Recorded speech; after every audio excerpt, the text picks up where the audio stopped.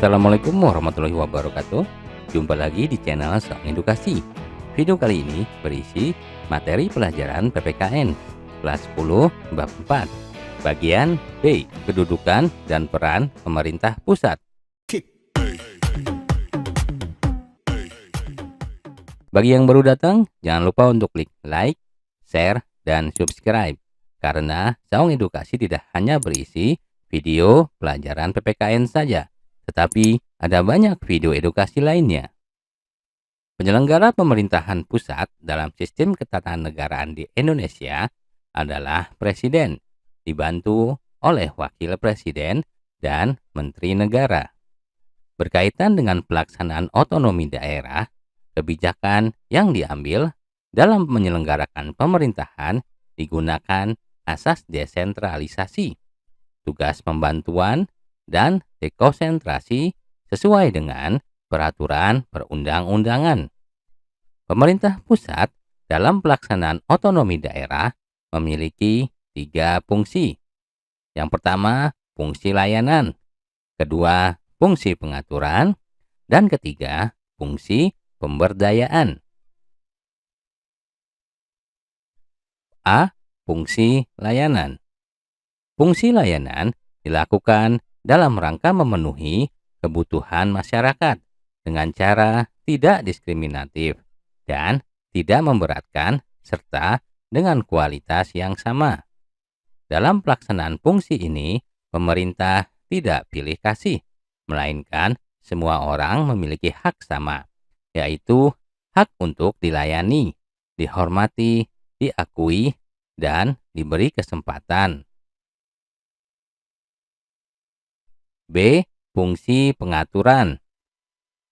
Fungsi ini memberikan penekanan bahwa pengaturan tidak hanya kepada rakyat, tetapi kepada pemerintah sendiri.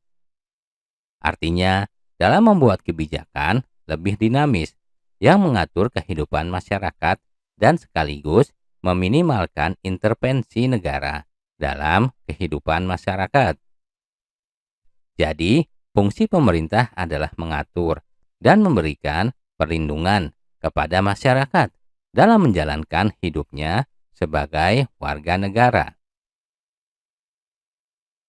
Sementara itu, ada 6 fungsi pengaturan yang dimiliki pemerintah. Yang pertama, menyediakan infrastruktur ekonomi. Pemerintah menyediakan institusi dasar dan peraturan-peraturan yang diperlukan bagi berlangsungnya sistem ekonomi modern, seperti perlindungan terhadap hak milik, hak cipta, hak paten, dan sebagainya. 2. Menyediakan barang dan jasa kolektif. Fungsi ini dijalankan pemerintah karena masih terdapat beberapa public goods yang tersedia bagi umum, ternyata masih sulit dijangkau oleh beberapa individu untuk memperolehnya. 3. Menjembatani konflik dalam masyarakat. Fungsi ini dijalankan untuk meminimalkan konflik, sehingga menjamin ketertiban dan stabilitas di masyarakat. 4. Menjaga kompetisi. Peran pemerintah diperlukan untuk menjamin agar kegiatan ekonomi dapat berlangsung dengan kompetisi yang sehat. Tanpa pengawasan pemerintah, akan berakibat kompetisi dalam perdagangan tidak terkontrol dan dapat merusak kompetisi tersebut.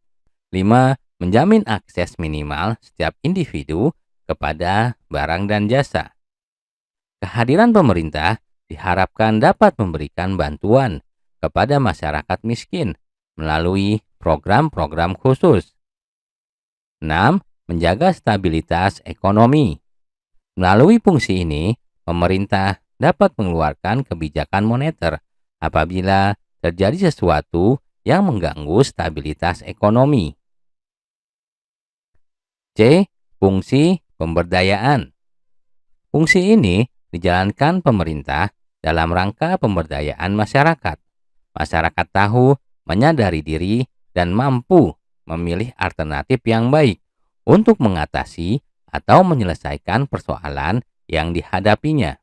Pemerintah dalam fungsi ini hanya sebagai fasilitator dan motivator, untuk membantu masyarakat menemukan jalan keluar dalam menghadapi setiap persoalan hidup. Pemerintah daerah menyelenggarakan urusan pemerintahan yang menjadi kewenangannya, kecuali urusan pemerintah yang oleh undang-undang ditentukan menjadi urusan pemerintah pusat. Urusan pemerintahan yang menjadi urusan pemerintah pusat meliputi politik luar negeri, pertahanan, keamanan, justisi, moneter, dan fiskal nasional, agama, serta norma. Selain kewenangan tersebut di atas, pemerintah pusat memiliki kewenangan lain sebagai berikut. A. Perencanaan nasional dan pengendalian pembangunan nasional secara makro. B. Dana perimbangan keuangan. C. Sistem administrasi negara dan lembaga perekonomian negara. D. Pembinaan dan pemberdayaan sumber daya manusia. E. Pendayagunaan sumber daya alam dan pemberdayaan sumber daya strategis. F. Konservasi dan standarisasi nasional. Ada beberapa tujuan diberikannya kewenangan kepada pemerintah pusat dalam pelaksanaan otonomi daerah, meliputi tujuan umum sebagai berikut. 1. Meningkatkan kesejahteraan rakyat. 2. Memperhatikan pemerataan dan keadilan. 3. Menciptakan demokratisasi. 4. Menghormati serta menghargai berbagai kearifan atau nilai-nilai lokal dan nasional. 5. Memperhatikan potensi dan keanekaragaman bangsa, baik tingkat lokal maupun nasional. Adapun tujuan khusus yang ingin dicapai dalam memberikan kewenangan kepada pemerintah pusat adalah sebagai berikut. 1. Mempertahankan dan memelihara identitas dan integritas bangsa dan negara. 2. Menjamin kualitas pelayanan umum setara bagi semua warga negara. 3. Menjamin efisiensi pelayanan umum karena jenis pelayanan umum tersebut berskala nasional.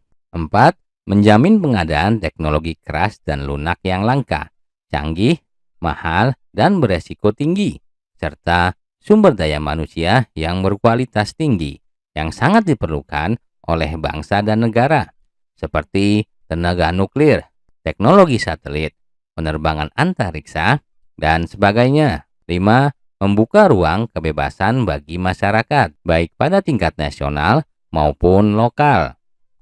6. Menciptakan kreativitas dan inisiatif sesuai dengan kemampuan dan kondisi daerahnya. 7. Memberi peluang kepada masyarakat untuk membangun dialog secara terbuka dan transparan dalam mengurus dan mengatur rumah tangga sendiri. Demikianlah video rangkuman pelajaran kali ini. Sampai jumpa di video lainnya. Jangan lupa untuk klik like, subscribe, dan tekan loncengnya agar kalian mendapatkan pemberitahuan jika ada video terbaru dari kami.